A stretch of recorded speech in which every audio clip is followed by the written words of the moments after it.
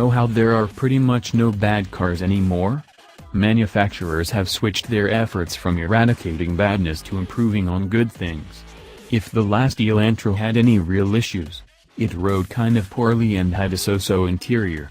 This 2017 model fixes that while quietly improving on just about everything else too.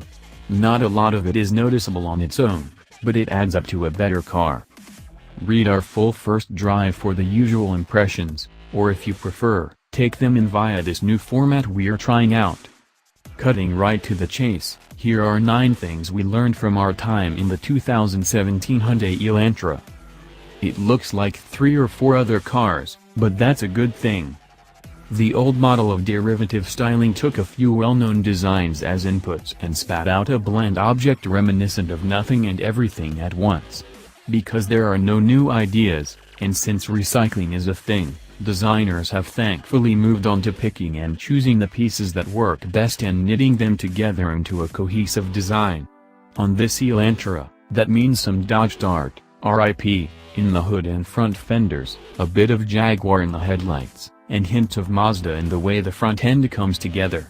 The result is handsomely inoffensive, less character than the last Elantra, maybe, but it all works. And the interior is a big step up in terms of materials, layout, and design. Have a look at our 360-degree VR overview below. It will talk to your phone. Every Elantra but the obsessed base car comes with a touchscreen head unit. On models with the popular equipment package, that's a 7-inch head unit with normal radio functions plus Apple CarPlay and Android Auto functionality. The limited with tech package swaps it out for an 8-inch display with nav and the same smartphone projection powers. The ride is better than the last Elantras. The front and rear suspensions have both been tweaked for the 2017 model, and the car is supposed to be much more rigid.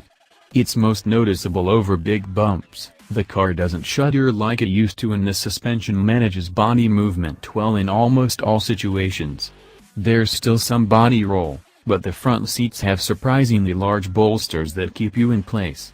The steering is as numb as most other electric systems, although it does feel less artificial than on previous Hyundais.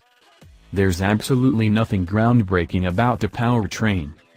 Initial production will include an SE model and the top limited trim, which is the one we drove and what you see in the photos.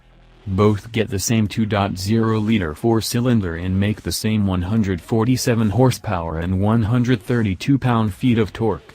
You can get a manual on a base SE while the rest are paired with a 6-speed automatic transmission. Most automatic models are rated at 28 miles per gallon city, 37 highway, although the lighter SE without options hits 29/38 of a mile per gallon. Both the engine and automatic transmission have been updated. The engine is larger and runs on the more efficient Atkinson cycle while the transmission sees some efficiency improvements. This is standard stuff, really, and not exactly the state of the art. The engine and auto pair well together and provide the smoothness that previous Elantras lacked.